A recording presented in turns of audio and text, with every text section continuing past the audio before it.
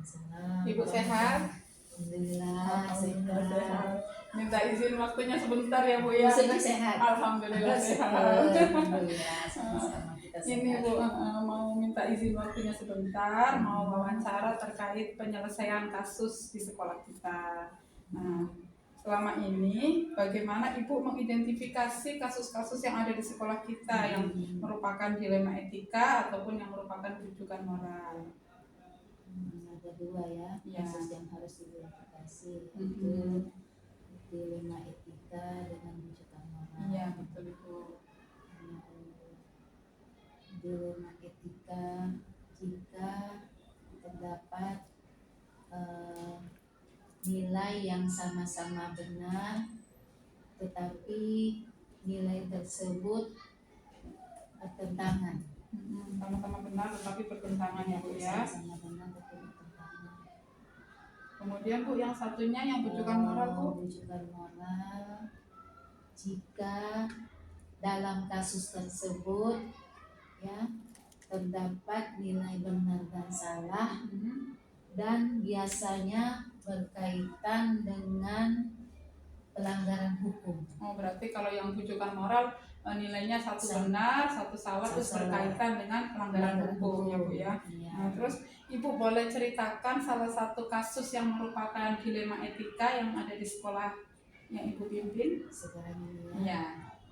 Biasanya tuh paling banyak ya, paling banyak ini kasus di semua kelas sih, tapi kita ambillah salah satu contoh yang paling dilema lah. Yang paling dilema ya. Yang seperti apa itu Bu contohnya? Misalnya di kelas 4 ini. Iya, di kelas 4. Ada anak sudah di kelas 4 tetapi tidak bisa membaca. Sudah di kelas 4 tidak bisa membaca. Iya. Karena dia sudah dinaikkan, umurnya pun kadang sudah mencapai 12 tahun. Iya, padahal untuk daftar SMP kan harus kasihan. Ya. Kasihan. Jadi ya itulah tadi. Kasihan ya Bu kalau mau ditinggal lagi atau mau dinaikkan ya Bu ya. Nah, selama ini Bu, bagaimana Ibu mengambil keputusan di sekolah Ibu yang sama-sama mengandung nilai kebajikan, nilai yang sama-sama benar seperti itu? Biasanya bagaimana Ibu menyelesaikannya? Ya, berdiskusi dengan guru dirapatkan berarti ya Bu ya. Karena itulah jalan, tidak mungkin saya mau mengambil keputusan sendiri, harus tahu juga dong. Iya betul, apalagi yang guru kelas yang dari menghadapi ya Bu ya, guru bidang studi juga yang pasti tahu juga kan ya Bu ya. Nah, kemudian Bu, langkah-langkah atau prosedur seperti apa yang biasa Ibu lakukan?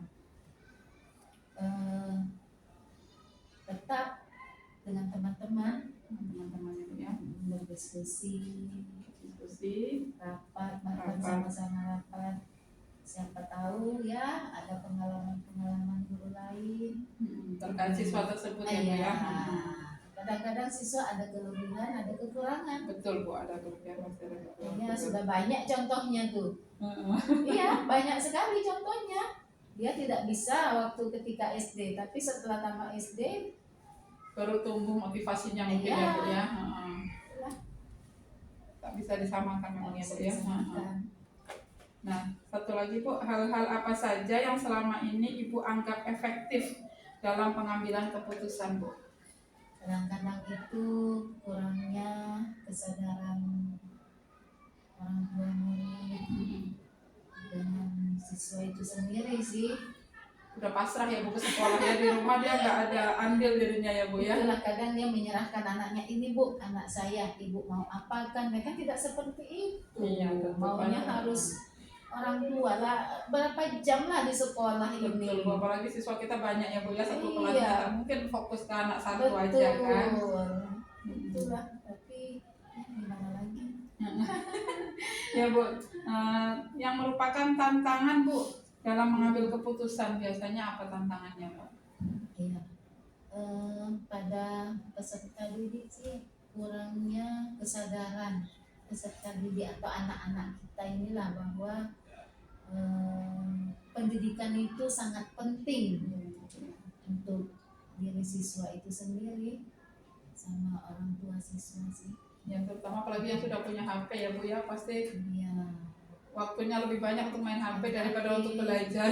Itulah kadang-kadang orang tua harus ikut selalu mengontrol lah. Ya, betul. Kontrol orang tua penting ya Bu ya. Lagi Bu, apakah Ibu memiliki sebuah tata kala atau waktu tertentu dalam penyelesaian kasus dilema etika? Apakah Anda langsung menyelesaikan di tempat atau memiliki sebuah jadwal untuk menyelesaikannya? Bentuk atau prosedurnya seperti apa? Kalau kebanyakan selama ini yang sering dilakukan itu kita langsung tidak ada jadwal sih, tidak ada jadwal, tapi kita langsung kita selesaikan Pada saat saat itu juga ya Bu ya, biar nggak berlarut-larut ya Iya, masalahnya. Kalau nggak nanti selesai kadang-kadang kalau banyak kegiatan terlewat, malah terlupa juga kan. terlupakan juga. Iya, Jadi betul. langsung saja lah kita selesaikan. Iya, iya. Jadi nggak ada jadwal khusus ya Bu Tidak ya. ada jadwal khusus. Selanjutnya Bu, adakah seseorang atau faktor-faktor yang selama ini mempermudah atau membantu Ibu dalam mengambil keputusan? Iya. Yang majelis guru, Majelis guru, ada lagi yang lain Bu selain majelis guru? Pengawas dari dinas ya Bu ya. Dari dinas kadang-kadang, dari dinas kadang-kadang juga. Kalau kasus yang agak ini ya, gitu ya Bu kita ya. laporkan bagaimana. Cari bantuan pendapat dari dinas juga ya Bu ya, nggak bisa kita putuskan sendiri karena suatu kasus. Lanjut pertanyaan yang terakhir ya Bu ya. Dari semua hal yang telah disampaikan Ibu, kira-kira pembelajaran apa yang Ibu petik dari pengalaman selama ini Ibu dalam mengambil keputusan? Yang dapat saya petik dari pengalaman tersebut yaitu perlunya budaya pengambilan keputusan di lingkungan sekolah. Nah, seperti apa itu Bu budaya pengambilan keputusannya? Misalnya kita selalu berdiskusi dengan guru-guru yang pernah mengajar sebelum anak tersebut naik kelas. Jadi guru-guru waktu siswa itu kelas 1, Iya, kelas 2, atau kelas 3 contohnya, seperti itu ya Bu ya. Tapi Jadi kan berkelanjutan. ya betul, biasanya kan kasusnya kan juga Itu juga. itu juga betul. Jadi emang guru-guru yang sudah ini pastinya dia ada pengalaman Tahu dengan latar siswa belakangnya. tersebut ya, betul tahu latar Pastinya belakangnya. tahu. Betul sekali Bu. Demikian ya Bu ya, terima kasih atas waktunya. Sehat selalu Ibu. Terima kasih juga. Semoga sukses selalu. Amin, terima kasih.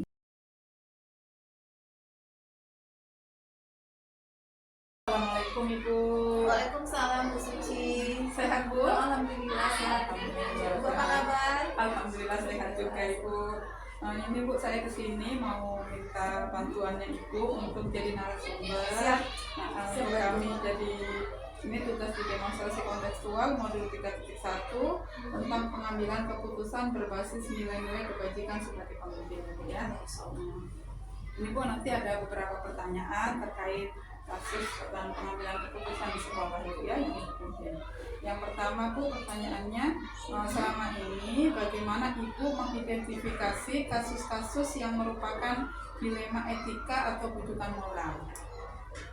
Ya, kalau seperti itu kan Bu, saya biasanya itu berdasarkan pengalaman saya yang saya dapat itu kita bersama dengan kasus-kasus yang kita identifikasi dulu, iya, identifikasi dulu, kita kumpulkan, kita tekan, sehingga kita mengambil suatu kesimpulan itu berpihak untuk orang ramai, Berpihak untuk yang bukannya gitu yang untuk umum.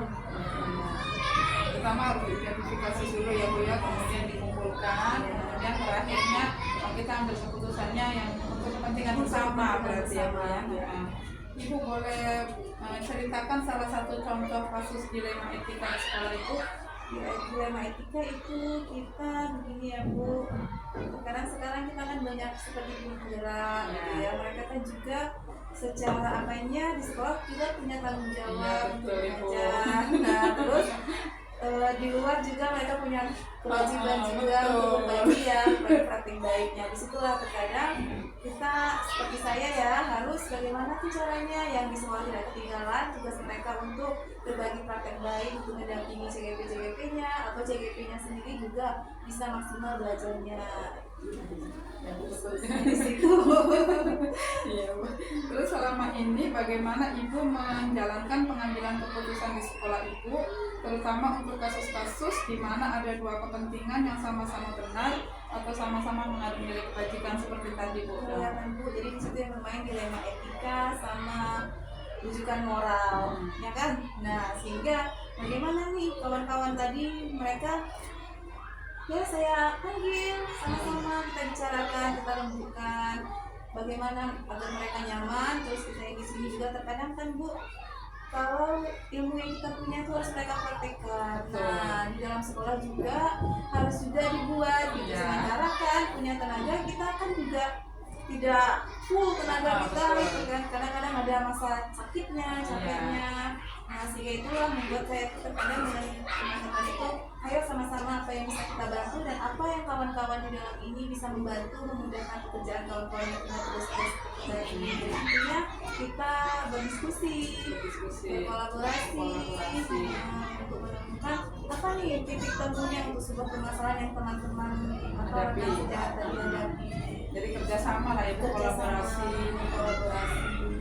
Selanjutnya Bu, langkah-langkah atau prosedur seperti apa yang biasa Ibu lakukan selama ini? Langkah-langkahnya tentu Bu dengan lingkungan sekitar, di mana kan ada pihak-pihak yang terkait dalam satu sekolah itu kan tidak hanya pembina, tidak hanya para sekolahnya saja, tapi kita punya pengawas, punya guru, punya orang tua, punya siswa dan komite serta tokoh-tokoh masyarakat di lingkungan sekitar. Nah, langkah-langkah itulah kita tahap demi tahap bagaimana sehingga kita mengadakan suatu kayak pertemuan atau bicara atau rembukanlah diskusi, melibatkan pihak-pihak terkait lah ya Bu ya, komite, pengawas, wali murid, sehingga kan suatu kolaborasi yang ada di sekolah itu bisa saling bersinergi, bersinergi kerjasama yang untuk menyelesaikan suatu permasalahan ya. Selanjutnya Bu, hal apa saja yang selama ini Ibu anggap efektif dalam pengambilan keputusan pada kasus dilema etika? Yang efektif itu artinya kami sebagai pimpinan itu saya tidak mengambil suatu keputusan itu berdasarkan apa yang ada saya pikirkan sendiri atau saya renungkan sendiri gitu, karena hasilnya itu tidak maksimal. Nah, jadi sehingga saya tuh lebih banyak memanggil teman-teman atau di waktu-waktu mereka ulang kita sharing, kita berdiskusi, sehingga hasil program-program sekolah yang tadinya mau kita lakukan yang ada kendala di situ banyak-banyak kendalanya kita minimalisir bagaimana suatu kendala itu tidak dijadikan hal-hal yang bersifat negatif, sehingga program-program itu dapat berjalan semaksimal mungkin. Jadi Ibu tidak dari pemikiran Ibu sendiri tapi melibatkan orang lain yang punya baik itu diskusi ataupun sharing ya Bu untuk kebaikan bersama. Nah, selanjutnya Bu, hal apa saja yang selama ini merupakan tantangan dalam pengambilan keputusan dilema etika? Dilema etika itu artinya kita benar melawan benar, ya biasa ada yang benar biasanya salah, ya kan. Kalau benar melawan benar nih agak rumit nih, karena jujur kan kita ada menunjukkan benar-benar bertentangan iya, kan? benar-benar bertentangan. Itulah tadi, sehingga saya juga baru di sini ya kurang lebih 4 bulan. Juga saya dengan akhirnya berdasarkan pengalaman di tempat yang lama, di tempat kerja yang lama, dengan teman-teman, rekan-rekan. Jadi pengalaman yang saya punya sendiri, pengalaman rekan-rekan itu saya kolaborasikan gitu. Dari pengalaman pribadi dan pengalaman rekan-rekan yang senior saya lah. Ya. Terus menurut Ibu apa saja yang merupakan tantangan Bu dalam pengambilan keputusan? Tantangannya itu terkadang Bu begini ya, menurut kita itu sudah pas, sudah benar gitu. Nah ternyata kan kita tak bisa nih, ada pihak-pihak atau yang sebagian kecilnya mereka merasa tak seperti itu sih gitu. Nah sehingga menimbulkan karena ada itu alasan gitu kan, agak misalnya kayak merajuk lah ya, agak merajuk kecil hati. Nah disitu akhirnya saya melakukan pendekatan bagaimana agar rekan-rekan ini tadi termotivasi kembali. Terus kita diskusikan, kita tanyakan apa menurut beliau itu seperti apa. Jadi kita lebih banyak sharing. Ya, Bu. Jadi Ibu dengan pendekatan dan diskusi ya Bu ya, soalnya kadang apa keputusan yang kita ambil pasti ada yang pro kontranya ya Bu ya. Tidak bisa semuanya, pastilah ada yang sedikit. Iya, betul Bu. Iya, seperti itu Bu. Iya. Selanjutnya Bu, apa Ibu memiliki jadwal tertentu dalam sebuah penyelesaian kasus dilema etika atau dijadwalkan atau langsung saat itu juga serta-merta diselesaikan? Terjadwal sepertinya tidak. Jadi kita situasional, melihat bagaimana permasalahan-permasalahan yang terjadi. Jadi berdasarkan situasi pada saat kejadian itu atau pada saat ini. Jadi langsung diselesaikan ya Bu ya, biar nggak berlarut-larut ya Bu. Iya, tidak di detik itu Bu, tapi kita berdiskusi tetap. Kita berdiskusi tapi sesegera mungkin. Sesegera mungkin, jadi tidak berlarut-larut masalah itu. Iya. Sehingga kawan-kawan pun yang pastinya kita harus menciptakan suasana nyaman. Iya betul Bu. Dalam bekerja. Berarti tidak ada jadwal waktu tertentu ya Bu ya, tetapi situasional dan tetap melibatkan rekan-rekan dalam pengambilan keputusan. Selanjutnya Bu, apakah ada seseorang atau faktor-faktor yang selama ini mempermudah atau membantu Ibu dalam mengambil keputusan? Pasti ada Bu. Itu tadi senior, ibu pengawas. Senior, pengawas, kemudian mungkin dari dinas Dinas pendidikan, pendampingan kan kami namanya kepala sekolah, kita kan pasti punya tempat untuk bagaimana sih ketika kita menemukan suatu masalah, pasti kita butuh tempat untuk bertanya. Ada wadahnya lah ya, ada Bu, ya. wadahnya. Dan alhamdulillah gitu pengawas kami Bu Nuraini, beliau sangat membantu gitu. Ya, Jadi ketika ya. saya datang ke sini dengan lingkungan kerja yang baru, Ya. dengan kepala sekolah yang baru, tapi saya merasa nyaman karena dikelilingi oleh orang-orang yang memang siap bantu ketika kami menemukan kendala. Iya Bu. Banyak berarti ya Bu faktor yang membantu Ibu, alhamdulillah. Yang terakhir Bu, dari semua hal yang telah disampaikan, pembelajaran apa yang dapat Ibu petik dari pengalaman Ibu dalam mengambil keputusan dilema etika? Ya itu tadi Bu, dilema etika itu kita benar kiasnya benar. Jadi kita harus mengambil dari benar ini mana yang paling terbaik untuk kepentingan sekolah. Benar, jadi yang paling baik yang kita diskusikan yang dampaknya paling positifnya paling banyak ya Bu paling ya. banyak untuk sekolah, paling banyak untuk anak didik, dan proses belajar mengajar itu bagaimana menjadi asik, nyaman, menyenangkan. Apa yang ingin disampaikan ke anak murid itu semuanya bisa diterima dengan bahagia. Nah, gurunya juga harus bahagia. Jadi ketika guru tak bahagia masuk ke dalam kelas, nggak mungkin anak bisa bahagia. Jadi dikolekkan seperti itu. Iya betul sekali Bu ya. Jadi suasana nyaman, bahagia. Jadi berpihak pada murid lah ya Bu ya, intinya ya Bu ya dalam pengambilan keputusan. Iya. Ya pada murid. Mungkin sekian aja Bu yang saya gali dari Ibu. Terima kasih atas jawabannya. Kembali Terima kasih Bu atas Suci, kerjasamanya. semoga cepat selesai, Amin, lulus, amin. dan berbagi praktek baik dengan kami di Nusa. Terima kasih Insya Bu Allah, Suci. Ibu, sama-sama. Assalamualaikum, sehat Pak? Waalaikumsalam. Alhamdulillah sehat. Alhamdulillah. Ini Pak, saya kesini mau minta waktunya sebentar untuk wawancara terkait tugas saya sebagai guru penggerak di modul 3.1, yaitu pengambilan keputusan berbasis nilai-nilai kebajikan sebagai pemimpin. Yeah. Ini apa, ada beberapa hal nanti yang ingin saya tanyakan ke Bapak. Yang pertama, selama ini bagaimana Bapak mengidentifikasi kasus-kasus yang merupakan dilema etika atau bujukan moral di sekolah Bapak? Ya, berkaitan dengan dilema etika ya Bu ya. Ya. Jadi kalau dilema etika itu biasanya sering muncul ketika ada konflik antara dua atau lebih nilai atau kewajiban moral yang sama-sama penting. Jadi sehingga sulit untuk menentukan tindakan yang benar. Ya. Jadi ada dua atau lebih konflik. Nah, biasanya kalau untuk mengidentifikasinya dia itu dilema etika atau bujukan moral, pertama kita harus mengamati apakah ada konflik nilai yang signifikan. Ya. Misalnya, jika sebuah keputusan dapat menguntungkan satu pihak, tapi merugikan pihak lain, nah itu biasanya ada tandanya dilema etika. Kita ada sama-sama ada kepentingan ya Pak ya. Sama-sama ada kepentingan. Nah, kalau bujukan moral itu biasanya melibatkan upaya untuk mempengaruhi seseorang. Jadi kalau ada hal yang bersifatnya mempengaruhi itu biasa dikategorikan ke bujukan moral. Mempengaruhi seseorang ya Pak ya, bujukan moral. Nah, selama ya, untuk yang kasus dilema etika, Bapak ada contoh kasus di sekolah?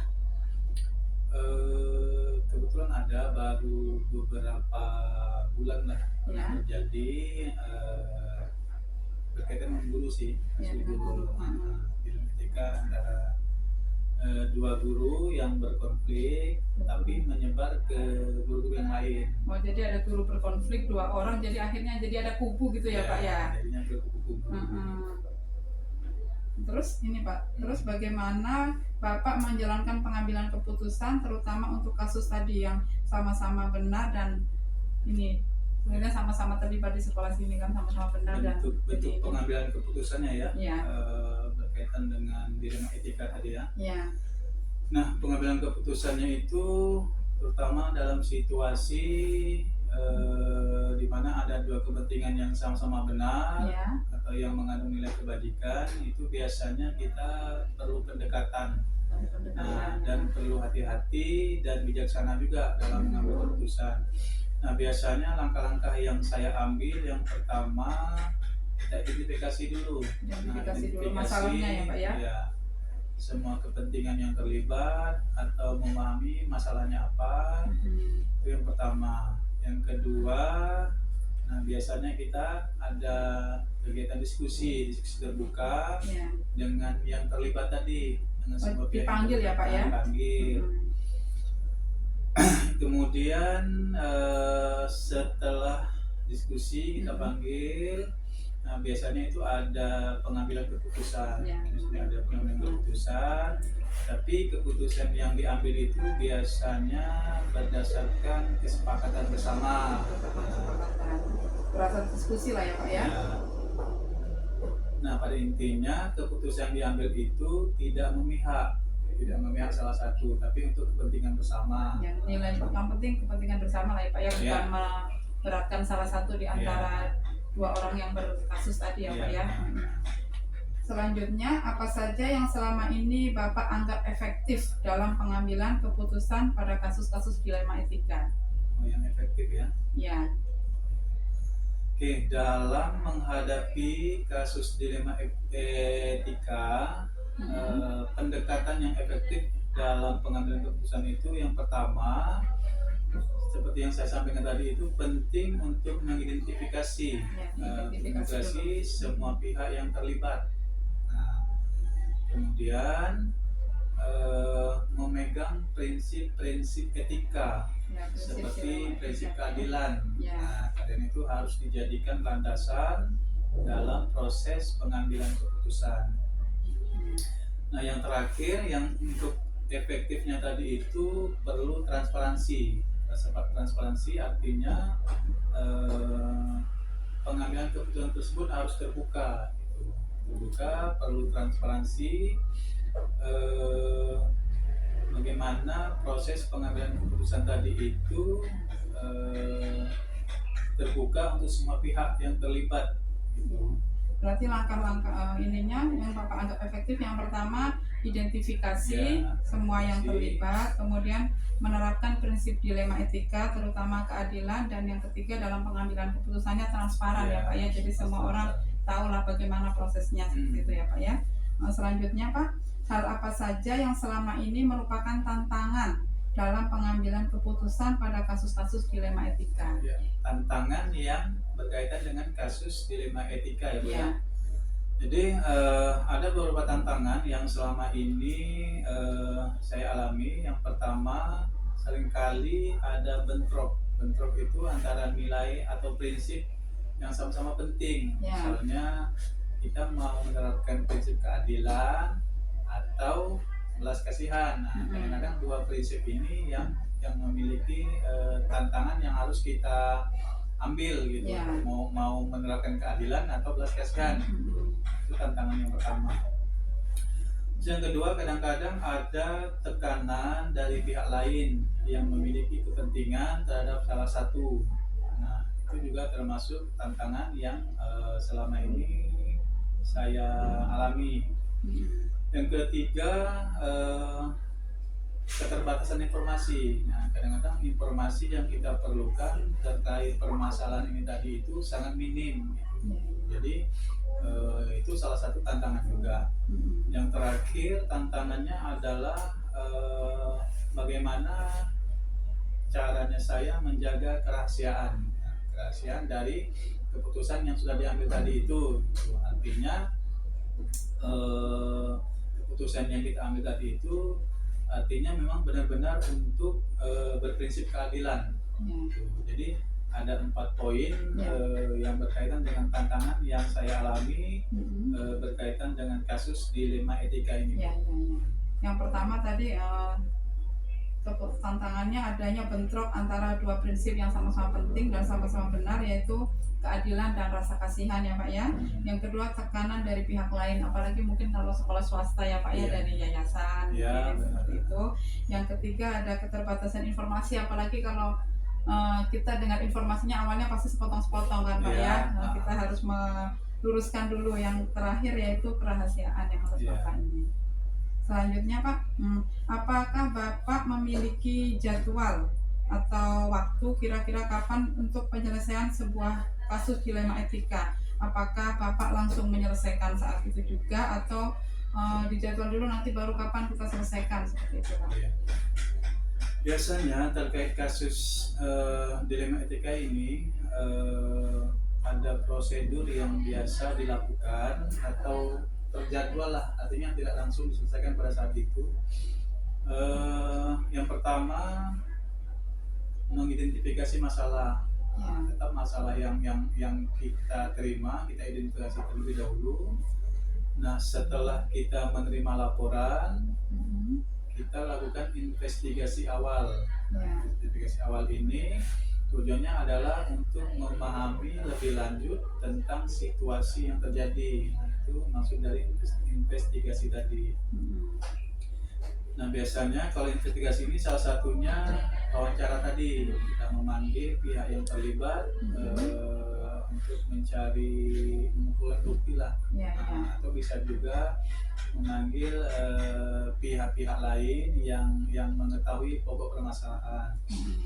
Nah, yang ketiga itu mengatur pertemuan dengan guru yang bersangkutan atau guru yang terlibat.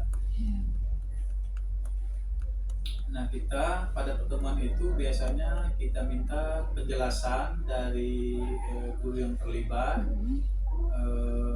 meminta klarifikasi atas permasalahan atau tuduhan yang diajukan kepada mereka. Gitu. Biasanya itu kita panggil satu-satu, tidak sekaligus. Pertama panggil satu-satu dulu, baru terakhirnya sama-sama gitu ya Pak. Untuk keterlibatan ini Pak, ada keterlibatan guru-guru yang lain dalam pengambilan keputusan biasanya terkait hal seperti itu? Ya, biasanya kalau ada kasus-kasus yang seperti itu, saya melibatkan guru-guru senior, katakanlah seperti itu ya, guru yang sudah lama, yang sudah punya pengalaman. Biasanya saya minta masukan tentang kasus ini antara guru A dan guru si B. Jadi kira-kira masukannya seperti apa. Jadi pada poinnya saya selalu melakukan minta masukan kepada guru-guru yang berpengalaman lah, yang sudah senior. Jadi yang pertama identifikasi, kemudian investigasi awal terkait permasalahan ya Pak ya, bagaimana kisahnya seperti ini, kemudian mengatur pertemuan antara si A dan si B yang terlibat, serta Bapak tidak lupa meminta saran kepada para senior ya Pak yang ada di sini. Ya, untuk yang selanjutnya Pak, apakah ada seseorang atau faktor-faktor yang selama ini mempermudah atau membantu Bapak dalam pengambilan keputusan dalam kasus dilema etika? Ya, itu kasus dilema etika ini seperti yang saya sampaikan tadi itu, pertama biasanya ada dewan guru atau guru-guru yang senior, Ya, ya. nah yang berfungsi sebagai pemberi nasihat, nah dapat membantu saya dalam memberikan masukan terkait permasalahan. Nah selain itu biasanya di sekolah itu kan ada pedoman etika, ada etika guru kan. Ya. Nah itu salah satu juga jadi panduan saya berkaitan dengan kalau ada kasus-kasus biasanya kita mengacu juga ke pedoman etika tadi, etika guru. Jadi yang membantu Bapak atau yang mempermudah selama ini Dewan Guru Senior Ya. selaku pemberi nasihat, kemudian Bapak juga memperhatikan pedoman etika guru yang ada di sekolah Ya. Pak ya. Yang terakhir Pak, dari semua hal yang telah Bapak sampaikan, kira-kira pembelajaran yang Bapak petik dari pengalaman Bapak selama ini dalam mengambil keputusan dilema etika? Ya, dari pengalaman kasus dilema etika yang pernah saya alami di sekolah ini, pembelajaran yang sangat penting buat saya, apalagi buat sekolah. Yang pertama itu pentingnya transparansi dan komunikasi yang jelas. Ya. Jadi dalam situasi dilema etika memastikan bahwa semua pihak yang terlibat memahami situasi dan alasan dibalik keputusan yang diambil. Ya. Nah, kemudian yang kedua, tadi yang pertama pentingnya transparansi, yang kedua pentingnya mendengarkan semua perspektif atau pandangan, baik dari yang guru yang terlibat ataupun perspektif dari guru-guru senior tadi. Dan yang ketiga, pentingnya memegang teguh prinsip moral dan nilai sekolah yang seperti pedoman etika guru tadi. Yeah. Jadi kita berpedoman kepada itu. Jadi itu 3 poin yang menjadi pembelajaran buat saya dalam menyelesaikan kasus yang berkaitan dengan dilema etika tadi. Jadi dapat saya simpulkan Pak, yang dapat dipetik dari pengambilan keputusan, yang pertama pentingnya transparansi dan komunikasi, yang kedua mendengarkan, jadi kita mendengarkan dari semua pihak, kemudian yang terakhir kita memegang teguh pada prinsip dilema etika dan pedoman etika guru di sekolah. Iya. Sekian Pak, yang saya minta informasi dari Bapak terkait pengambilan keputusan. Terima kasih Bapak atas waktunya, atas jawabannya. Ya, sama-sama Ibu. Mudah-mudahan penyampaian dari saya bermanfaat buat Ibu, bisa untuk tugas TGP-nya Bu ya. Ya. Terima kasih Pak. Ya, sama-sama. Assalamualaikum warahmatullahi wabarakatuh. Waalaikumsalam warahmatullahi wabarakatuh.